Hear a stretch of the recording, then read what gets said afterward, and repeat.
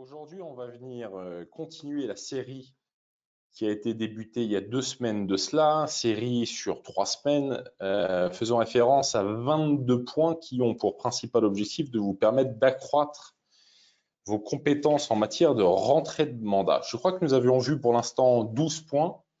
Donc, on va s'attaquer tout de suite au 13e point, le point numéro 13. Allons-y. Point numéro 13. Je me dois d'être un peu meilleur que mes concurrents pour gagner régulièrement. Je me dois d'être un peu meilleur que mes concurrents pour gagner régulièrement. Et au final, j'aimerais bien qu'on se concentre sur un chiffre, le chiffre 70%. 70%, ça fait référence au taux de prise de mandat. Pour chaque présentation vendeur que vous êtes amené à réaliser, l'idée, l'objectif devrait être que vous signiez 7 mandats de vente sur 10 présentations vendeurs réalisées. Donc, dans 7 cas sur 10, je vais t'amener à prospecter, suivre mon prospect, préqualifier mon rendez-vous, réaliser ma présentation, traiter les objections, closer, obtenir la signature de mon mandat de vente. Dans 7 cas sur 10, ça devrait être l'objectif, encore une fois, que chacun d'entre vous, vous devriez avoir. Il faut le traquer, ce chiffre. Le chiffre faisant référence au taux de prise de mandat. Pourquoi il faut le traquer?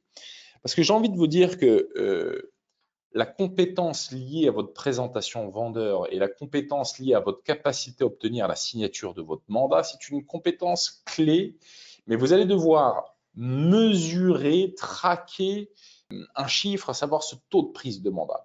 Crucial. Moyenne nationale, je crois que la moyenne nationale doit être de l'ordre de 20%. Probablement, le fait est que ça s'explique probablement par le fait que dans beaucoup de réseaux, chez beaucoup d'agents immobiliers, ils pratiquent ce qu'on appelle le R1 et R2. R1 où je vais faire une découverte du propriétaire et je vais faire une découverte du bien, et R2, prise de mandat. J'ai envie de vous dire, j'ai été formé à cette méthode qui consiste, encore une fois, à subdiviser ma présentation vendeur en 2 temps. Un temps de découverte et un temps pour la prise de mandat. J'ai envie de vous dire que plus j'ai augmenté ma productivité, ma profitabilité, plus vite je me suis rendu compte que très concrètement, le R1 était une pure perte de temps. Pourquoi une pure perte de temps? Parce que la grande majorité des questions que vous posez dans le cadre de votre R1 peuvent tout à fait se réaliser par téléphone.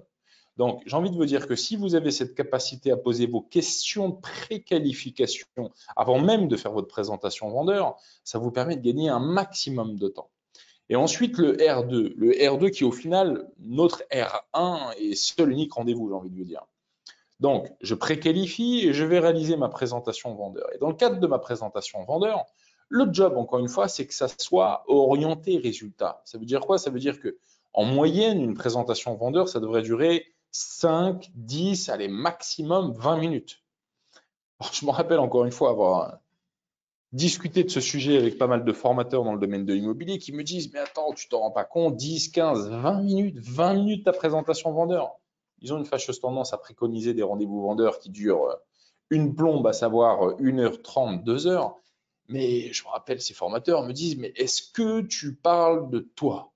Est-ce que tu parles de ton agence? Est-ce que tu parles de la marque, de l'histoire de la marque, etc. Non, très honnêtement, je ne parle pas de ça. Je ne parle pas de moi, je ne parle pas de l'agence, je ne parle pas de la marque, je ne parle pas de tout ça. Je ne fais que poser des questions qui sont orientées vers eux, vers leurs intérêts. Ce sont des questions qui ont pour principal objectif d'orienter vers un closing. Pas plus compliqué que ça. Donc, encore une fois, taux de prise de mandat, 70% devrait être un objectif que vous devriez tous atteindre.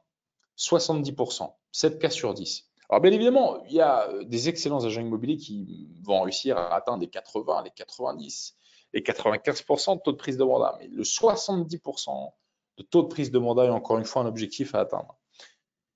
Point suivant, le point numéro 14. Pour devenir un agent immobilier performant qui décroche un maximum de mandats de vente, je dois être prêt à changer un certain nombre de mes comportements, notamment mes comportements dans le domaine de la vente. Être prêt à changer mes comportements dans le domaine de la vente. Et la question qui découle de tout ça, c'est est-ce que c'est simple de changer certains de mes comportements? La réponse est non.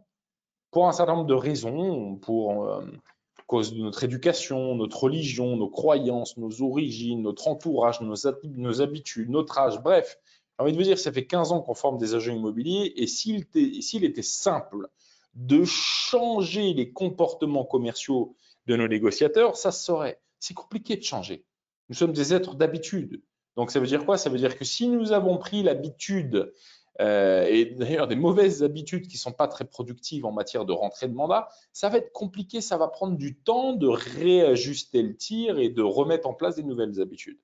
Donc encore une fois, il y a une seule chose qui est sûre au final, c'est que si vous prospectez 5 jours par semaine, 2 à 3 heures par jour, il y a de fortes probabilités que vous allez en rentrer un maximum de mandats. Ça, c'est une certitude. Mais la question à se poser, c'est est-ce que vous allez le faire? C'est 5 jours de prospection, 2 à 3 heures de prospection par jour. Parce que si vous voulez rentrer un maximum de mandats, il n'y a pas d'autre raccourci.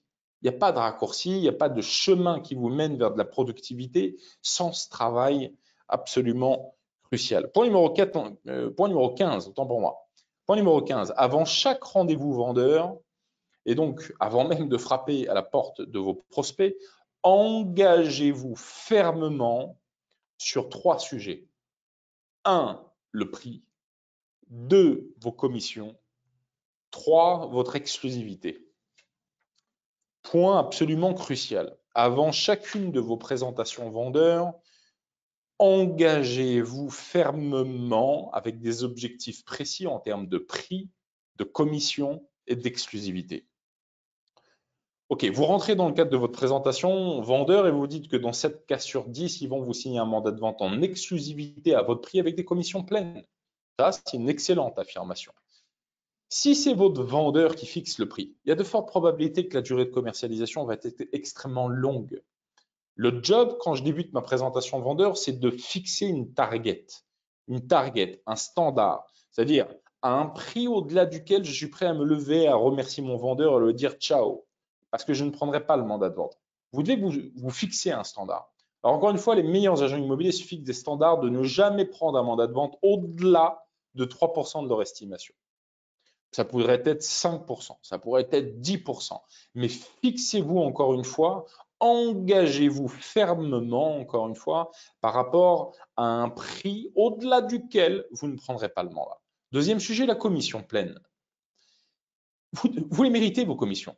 Donc ça veut dire quoi? Ça veut dire votre job consiste encore une fois à prendre un maximum de commissions dans le cadre de votre présentation vendeur et de ne pas accepter une négociation à la baisse. Parce qu'encore une fois, si vous avez confiance en vous, si vous avez confiance dans votre prestation de service que vous allez être amené à offrir, si vous avez la certitude d'être le numéro 1 sur votre place de marché dans le domaine de la transaction immobilière, pourquoi voulez-vous baisser vos commissions? Ça n'a absolument aucun sens. Troisième sujet, l'exclusivité. Alors, on ne va pas faire une formation spécifique sur la prise de mandat de vente exclusif, mais j'ai envie de vous dire qu'en 15 ans de formation et de coaching auprès d'agents, le seul réajustement auprès d'un commercial des attentes du commercial avant de débuter sa présentation vendeur, c'est-à-dire viser la bonne target. La grande majorité des agents immobiliers, lorsqu'ils débutent dans leur profession ou lorsqu'ils sont peu productifs, ils n'ont aucune target avant de rentrer en présentation vendeur. C'est-à-dire que leur objectif, c'est de prier pour obtenir un mandat et peu importe le mandat. Méthode un peu désespérée. Le job, encore une fois, c'est de débuter votre présentation en ayant une attente qui consiste à se dire qu'ils vont vous signer votre mandat de vente en exclusivité parce que vous ne signez rien d'autre que des exclusivités. Modifiez quelque peu vos attentes et je vous garantis que vos résultats vont tout naturellement se modifier également. Faites-le. Point numéro 16. Ah, juste avant d'évoquer ce point numéro 16. Très souvent, on entend des personnes qui vous disent le facteur clé de succès pour la vente d'un bien, c'est le prix, mais pas seulement. Vous avez également la localisation du bien, l'état du marché. C'est du pur bullshit. Pourquoi je vous dis ça? Le seul facteur clé de succès qui fait qu'un bien se vende, c'est le prix. Le prix, le prix, le prix. Certains me diront, oui, mais regarde, un bien pourri dans un quartier pourri. Si je peux me permettre, un bien pourri dans un quartier pourri va se vendre si le prix est bon. Donc, encore une fois, tout se vend, c'est une question de prix. Donc, lorsque vous débutez votre présentation vendeur, vous devez l'avoir à l'esprit. Engagez-vous fermement sur 3 choses, le prix, l'exclusivité, vos commissions pleines. Point numéro 16, comprenez toute l'importance capitale de la règle des 70-30. La règle des 70-30. Alors, à quoi fait référence la règle des 70-30? La règle des 70-30, c'est que 70% de mon temps doit être consacré auprès de mes vendeurs et seuls 30% de mon temps doit être consacré auprès de mes acheteurs. Ça veut dire quoi? Ça veut dire que très concrètement, nos clients, en qualité d'agent immobilier, nos clients, ce sont les vendeurs. Bien évidemment, c'est plus simple de travailler avec les acheteurs. C'est beaucoup plus simple. Ça ne nécessite pas beaucoup de compétences de travailler avec des acheteurs. On a tous vendu un bien sans le faire exprès. Je me rappelle ma première vente à Viager Libre à Clichy. J'ai ouvert la porte. Les clients sont rentrés, ont visité, ont acheté. Point. Pourquoi? Parce qu'ils voulaient acheter. C'est bien. Donc, les compétences, encore une fois, alors désolé, encore une fois, il y a peut-être des personnes qui sont des chasseurs immobiliers qui nous regardent. Je ne suis pas du tout médisant vis-à-vis de cette profession, mais je dis simplement que entre l'aspect vendeur et l'aspect acheteur de notre profession, là où il y a de plus de compétences nécessaires pour performer, c'est bien évidemment côté vendeur. Donc, votre job, c'est de comprendre le schéma des 70-30. 70% de mon temps doit être consacré auprès des vendeurs, 30% de mon temps côté acheteur. C'est deux processus complètement différents. Le processus de rentrée de mandat, c'est un processus rationnel. C'est un processus qui nécessite beaucoup de compétences. Les compétences de gestion d'un planning, prospection, suivi des prospects, préqualification, présentation, traitement des objections, closing, négociation. Un max de compétences côté vendeur. Côté acheteur, processus émotionnel. Côté acheteur, ils achètent un bien. Côté vendeur, ils achètent les compétences d'un agent immobilier. Donc, j'ai envie de vous dire, c'est pas exactement la même chose. Je répète, côté vendeur, ils achètent les compétences d'un agent immobilier. Côté acheteur, ils achètent un bien. Donc, votre job consiste à vous engager à travailler ces compétences clés liées au processus de prise de mandat. Les agents immobiliers qui rendent des mandats contrôlent leur stock, contrôlent le marché, contrôlent leur emploi du temps également. Le processus de prise de mandat, une présentation vendeur, c'est quoi? C'est 5, 10, 15, 20 minutes. Donc, encore une fois, le job consiste à venir booster vos compétences en matière de rentrée de mandat et bien garder à l'esprit que la grande majorité de votre emploi du temps doit être consacré auprès des prospects de vos clients vendeurs. Point suivant, qui est également d'une importance absolument capitale. Ce sont des citations au final. Première citation. Quand le vendeur remet en cause votre prix, le prix que vous lui suggérez, ça signifie qu'il ne croit pas en ce que vous faites. Je répète cette citation, quand le vendeur remet en cause votre prix, le prix que vous lui suggérez, ça veut dire qu'il ne croit pas en ce que vous faites. Est-ce que c'est le vendeur qui nous paye une commission ou est-ce que c'est nous qui lui versons une commission? Mais évidemment, c'est le vendeur qui nous verse une commission. Donc ça veut dire quoi? Si c'est le vendeur qui décide du prix de vente, si c'est le vendeur qui est dans le contrôle, si c'est le vendeur qui pilote le processus transactionnel, encore une fois, ça ne se vendra pas. Le vendeur nous paie pour une prestation de service et l'un des éléments clés de cette prestation de service, c'est la fixation d'un prix de vente compétitif. Notre job en qualité d'agent immobilier consiste à prendre un bien, le positionner sur le marché à un prix qui va lui permettre de générer un maximum d'intérêt. C'est notre job. La fixation du prix, ce n'est pas un job qu'on délègue auprès de nos vendeurs. Encore une fois, si c'est mon vendeur qui a le contrôle, ça ne se vendra pas. Si c'est l'agent immobilier qui a le contrôle, ça se vendra. Donc, gardez bien à l'esprit ce point-là. Deuxième citation, quand le vendeur remet en cause notre commission, cela signifie qu'il ne perçoit pas de valeur dans notre prestation de service. Il ne perçoit pas de valeur dans le service que nous lui offrons. J'ai envie de vous dire, prenons un exemple très concret. Prenez une voiture, deux voitures plutôt. D'un autre côté, vous avez une Renault Clio. De l'autre côté, vous avez la toute dernière Mercedes qui vient de sortir. Ces deux voitures n'ont pas le même prix. Il y en a une qui vaut 1, l'autre qui vaut 4 fois plus cher, en l'occurrence la Mercedes. Ces deux véhicules ont la même fonction, nous transporter d'un point A vers un point B. Qu'est-ce qui justifie que certains acheteurs vont être amenés à payer la Mercedes 4 fois le prix de la Renault? Qu'est-ce qui justifie de cette démarche-là? Les acheteurs qui ont acheté cette Mercedes, il y a de fortes probabilités qu'ils ont perçu de la valeur dans cette Mercedes. C'est de la valeur perçue. C'est le même processus côté agent immobilier. Comprenez la corrélation entre ces deux exemples. L'agent immobilier, ils vont vous choisir s'ils ont perçu une valeur ajoutée, encore une fois. S'ils ont perçu une valeur ajoutée, ils vont l'acheter, cette valeur ajoutée. S'ils n'ont rien perçu, ça va être compliqué. Donc, on peut prendre un autre exemple. Hein. Je vais acheter un frigo à Radarty, je sélectionne 3 frigos, j'en achète un. Pourquoi je l'ai acheté? Parce qu'il y a de fortes probabilités que j'ai perçu une valeur ajoutée dans le frigo que j'ai acheté.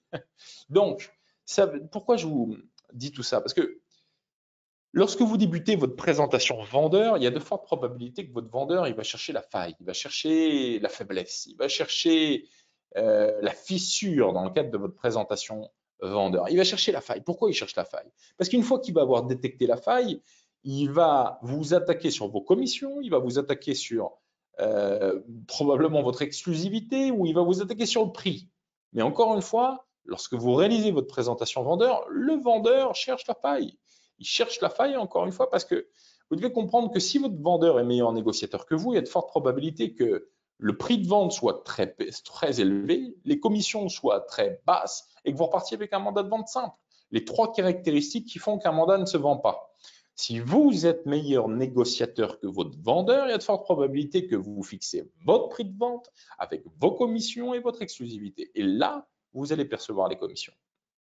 Point numéro 18, vous devez apprendre à surmonter tous les obstacles qui surviendront dans le cadre de votre processus de prise de mandat. Et croyez-moi, il va y en avoir un maximum des obstacles. Je me suis noté 4 obstacles. Obstacle numéro 1, trop de leads. Obstacle numéro 1, trop de leads. Croyez-moi, si vous suivez notre système de prospection au quotidien, notre système de génération de leads, vous allez avoir un maximum de leads. Si vous prospectez 5 jours par semaine avec 2 à 3 heures de prospection par jour, vous allez avoir un maximum de leads. Donc, l'idée, c'est qu'on a plein de collaborateurs qui, à partir du moment où ils ont 4 leads vendeurs, ils arrêtent leur campagne de prospection pour s'occuper de leurs 4 leads vendeurs. C'est une erreur.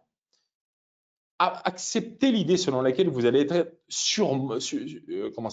submergé, vous allez être dépassé, vous allez être sous l'eau. C'est normal, ça fait partie du processus. Deuxième point, vous avez trop de rendez-vous vendeurs préqualifiés. Et j'ai envie de vous dire que c'est impossible d'avoir trop de rendez-vous vendeurs préqualifiés. C'est quoi un rendez-vous vendeur préqualifié? Un rendez-vous vendeur préqualifié, c'est un vendeur qui doit vendre, qui a répondu à vos 12 questions de préqualification, et vous avez donc identifié qu'il doit vendre dans les 3 prochains mois. On ne peut pas avoir trop de rendez-vous vendeurs préqualifiés. Ça n'existe pas, encore une fois. Troisième point, trop de mandats de vente signés. La semaine dernière, j'étais avec un agent immobilier qui surperforme, qui doit faire quelque chose comme 200 transactions à l'année. Il doit rentrer quelque chose comme 150 ou 160 mandats de vente à l'année. Et en l'occurrence, je lui posais les questions de son stock existant. Il a 65 mandats en portefeuille. J'ai envie de vous dire, c'est pas trop mal, 65 mandats de vente en portefeuille. Supprimez-vous l'idée selon laquelle, à partir d'un certain seuil de stock de mandats, il va falloir s'arrêter parce que vous allez être submergé, vous aurez trop de boulot et la qualité de votre prestation de service va décroître. Retirez-vous ça de l'esprit. Parce que je sais très bien qu'il y a certaines agences immobilières où, pour des raisons qui m'échappent, ils ne veulent pas franchir un certain stade en termes de stock de mandats. Partant du principe que ça ne sert à rien d'avoir trop de mandats, le job consiste à les vendre. Eh bien, vendez-les. Vous voyez ce que je veux dire? Fixez un prix de vente compétitif et faites en sorte, encore une fois, que votre stock de mandats diminue en les vendant. C'est une question de prix, encore une fois. Quatrième point, trop de chèques de commission. Trop de chèques de commission. Ça, c'est un obstacle, encore une fois, pour certains agents immobiliers. L'idée selon laquelle ils peuvent percevoir trop de chèques de commission. Le mois dernier, 85 000 € de chiffre d'affaires en 13 transactions. C'est pas mal quand même. Ça n'existe pas trop de chèques de commission. Encore une fois, c'est formidable d'avoir des très bons chiffres. Je vous pose une question. Quel est votre record en termes de volume de production, en termes de volume de chiffre d'affaires sur un mois? C'est quoi votre record sur un mois?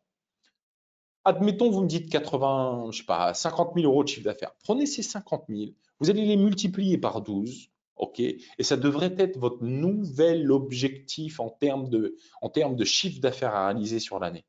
Ça vous excite les chiffres d'affaires que vous pouvez réaliser sur 12 mois? Certains me diront oui, mais je ne l'ai fait qu'un seul mois. Si vous l'avez fait un mois, ça veut dire que vous êtes capable de le faire pendant 12 mois. Donc encore une fois, surexcitez-vous en vous fixant des objectifs qui en valent le coup. Point suivant, nous en sommes au point numéro 19.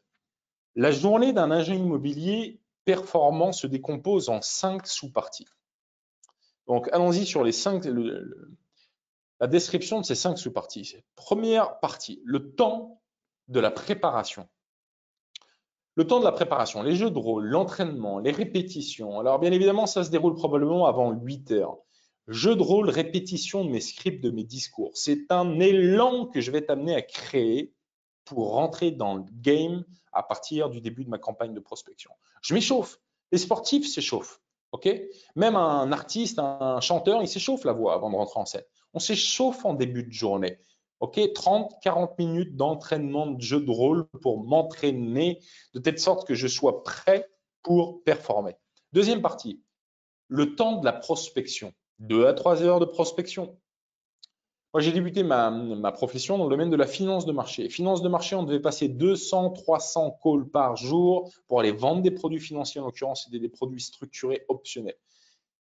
Imaginez dans notre métier d'agent immobilier, on se met à prospecter 200, 300 contacts par jour. Qu'est-ce qui se risque de se passer en termes de volume de chiffre d'affaires que vous allez générer?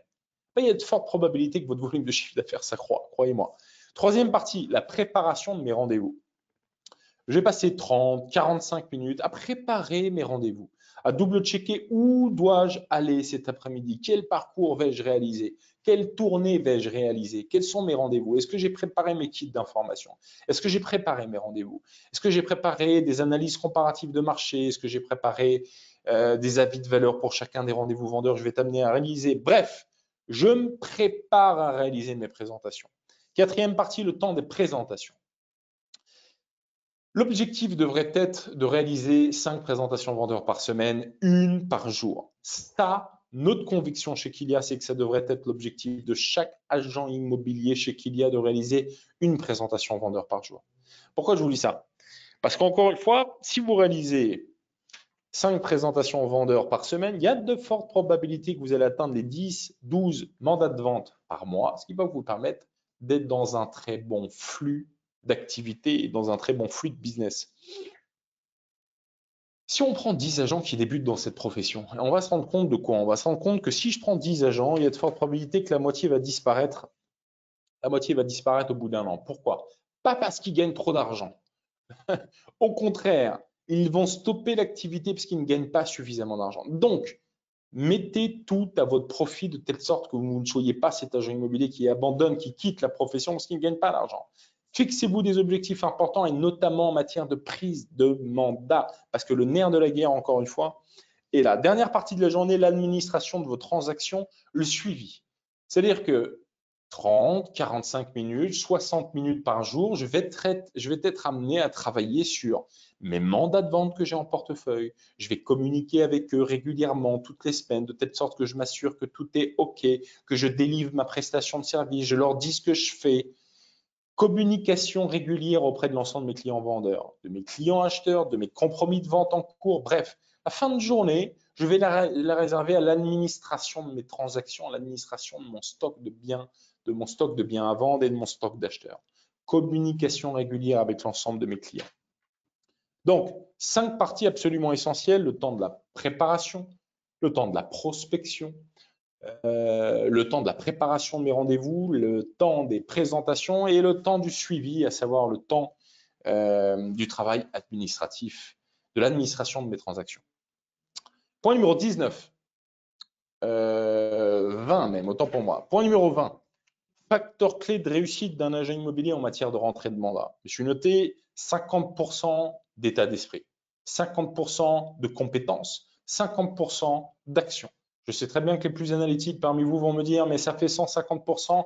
Messieurs, dames, si vous voulez devenir le numéro 1 sur votre place de marché dans le domaine de l'immobilier, permettez-moi de vous dire qu'il y a de fortes probabilités que vous allez devoir être à 150% pour conserver cette place de numéro 1 sur votre secteur.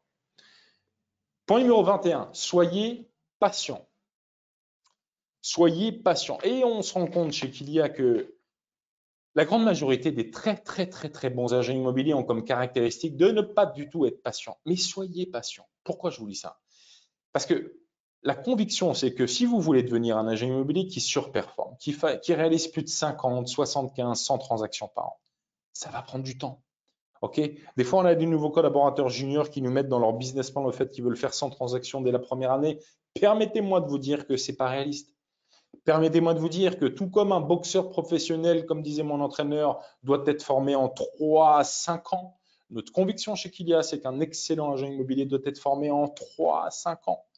Ça va prendre du temps d'acquérir ces différentes compétences, ces compétences de gestion d'un planning, de prospection, de suivi des prospects, de préqualification, de présentation. Ça va prendre du temps. Acceptez l'idée selon laquelle ça va prendre du temps. Absolument nécessaire. Point numéro 22, dernier point pour aujourd'hui. Point numéro 22. Suivez le processus de prise de mandat en 5 étapes. Le processus de prise de mandat qu'il y a. Évoquons-le dans les grandes lignes. Étape numéro 1, je vais préqualifier 100% de mes rendez-vous, 100% du temps, sans aucune exception. Alors, je sais que ce que certains d'entre vous vont me dire, sans aucune exception, mais il y a toujours des exceptions. Oui, mais le problème, c'est que dans la grande majorité d'entre vous, vous n'avez que des exceptions. L'exception, c'est votre meilleur ami qui veut vendre. L'exception, oui, mais là, on a un driver face à nous, il n'a pas le temps de répondre à mes questions, je ne peux pas me permettre, j'ai perdu mon rendez-vous. Bon, il n'y a que des exceptions. Posez-leur les 12 questions de préqualification. S'ils ne répondent pas à vos questions de préqualification, ils sont en train de vous dire subtilement qu'ils ne veulent pas vendre. Acceptez l'idée. Étape numéro 2, délivrez-leur ou envoyez-leur par courrier, délivrez-leur un kit d'information sans ego. Un kit d'information sans ego. De quoi on parle? On parle de documentation faisant référence à votre analyse comparative de marché, au fait que vous avez délivré un avis de valeur professionnelle, à votre engagement à l'action, à une copie du mandat, à votre track record, au dernier bien que vous avez vendu sur leur secteur. Bref, un kit d'information que vous allez être amené à leur délivrer de telle sorte que 24 heures avant la présentation vendeur, ils aient votre kit d'information entre les mains. Étape numéro 3. Appelez votre prospect pour confirmer qu'il a bien réceptionné le kit d'information, mais surtout qu'il l'a bien lu. Double-checker les éventuelles questions qu'ils ont à vous poser. Un exemple, Drink, Thomas Duruflet de la société Kylia Immobilier. Je vous téléphone pour m'assurer que vous avez bien réceptionné notre kit d'information. Ok, est-ce que vous avez pris le temps de le lire? Ok. Des questions éventuelles? Oui, les questions, le prix. Mais attendez, je ne vendrai jamais à ce prix-là, monsieur Duruflet, on est bien d'accord là-dessus. Le prix est un point absolument crucial. C'est le premier sujet qu'on va évoquer ensemble lorsqu'on va se rencontrer demain à 15h. Une autre question avant qu'on valide notre rendez-vous? Oui, les commissions. Les commissions, c'est le deuxième sujet qu'on va évoquer ensemble lorsqu'on va se rencontrer. Plus de questions, on valide le rendez-vous? Okay. Je ne vais pas encore une fois traiter les objections dans cette phase-là, ce n'est pas le moment, je vais réaliser ma présentation vendeur. Là, mon job, c'est juste de récolter les objections avant même de réaliser ma présentation vendeur. Étape numéro 4, soyez 15 minutes à l'avance et soyez prêts physiquement, mentalement et émotionnellement. Ça vous est tous arrivé de faire une présentation vendeur où vous n'étiez franchement pas prêt, vous n'étiez pas à 100%, vous n'étiez pas dans votre assiette. Ça nous est tous arrivé. J'ai envie de vous dire que 90% des agents immobiliers, ils se pointent 15 minutes en retard. Donc, le seul point, faisant référence au fait que vous arrivez 15 minutes à l'avance pour réaliser votre présentation vendeur, ça va vous permettre d'être prêt, d'être serein, d'être relax. 15 minutes avant, je suis un agent immobilier, je suis un homme, j'ai vérifié ma cravate, j'ai vérifié ma chemise, mon costume, mes chaussures, est-ce que tout est OK? Est-ce que j'ai mes cartes de visite qui sont en place? Est-ce que j'ai mon kit d'information? Je vais relire mon script présentation vendeur pour bien l'avoir à l'esprit. Je vais relire ma fiche prospect vendeur pour me remettre un petit peu dans le rendez-vous et je vais mettre mes targets en place. Prix, commission, bien évidemment, exclusivité. Je rentre en piste, c'est showtime. Je vais réaliser ma présentation vendeur. Point numéro 5, lisez votre script. Lisez votre script. Notre script est simple. Il dure 5, 10, 15, 20 minutes, grand maximum. Je vais répéter exactement la même chose. Ok. Admettons, j'ai 5, 6, 7 rendez-vous vendeurs dans la semaine. Je vais dire toujours la même chose. Je maîtrise mon discours commercial parfaitement puisque je sais exactement quoi dire. Je sais poser mes différentes questions. Je dis toujours la même chose. Si je dis toujours la même chose dans le cadre de mes présentations vendeurs, est-ce qu'il n'y a pas un moment où je vais atteindre une certaine forme d'excellence dans le cadre de mon discours commercial? La réponse est bien évidemment oui. Tous les professionnels comprennent tout l'intérêt d'utiliser un discours type. Tous les professionnels le font. Donc encore une fois, sauf notre profession d'agent immobilier qui adore l'improvisation. Utilisez une présentation typée et en l'occurrence, utilisez notre présentation parce qu'elle a déjà fait ses preuves. Donc, tout ça pour vous dire quoi? Bref, rappel sur les 5 étapes du processus de prise de mandat de vente qu'il y a. On terminera là-dessus. 1. Préqualifier 100% de vos leads, 100% du temps, sans aucune exception. 2. Délivrer votre kit d'information sans ego. 3. Appeler pour confirmer qu'ils l'ont bien réceptionné, qu'ils l'ont bien lu. 4. Arriver 15 minutes à l'avance. 5. Lisez votre script. Permettez-moi de vous dire que si, je dis bien si, vous prospectez 5 fois par semaine, 2 à 3 heures par jour. À partir du moment où vous avez identifié un lead, vous closez votre rendez-vous. Et une fois que vous closez votre rendez-vous, vous rentrez dans votre processus de prise de mandat en 5 étapes. Que vous maîtrisez parfaitement ce processus de prise de mandat en 5 étapes. À savoir, vous avez closé votre rendez-vous, vous avez préqualifié votre rendez-vous, vous avez délivré un kit d'information, vous avez appelé pour confirmer que M. Durand, il a bien réceptionné, il a bien lu, qu'il n'a pas de questions. Vous arrivez 15 minutes à l'avance face à la propriété de M. Durand et vous allez réaliser votre présentation vendeur typée qui a pour principal objectif d'obtenir la signature de votre mandat de vente en exclusivité à votre prix, bien évidemment, avec des commissions non renégociées. Si vous faites ça du lundi au vendredi, est-ce que vous ne pensez pas que votre niveau de production, votre capacité à rentrer un maximum de mandats va exploser? Je vous remercie à tous pour votre écoute. On se retrouve la semaine prochaine pour une nouvelle thématique. À la semaine prochaine. Au revoir.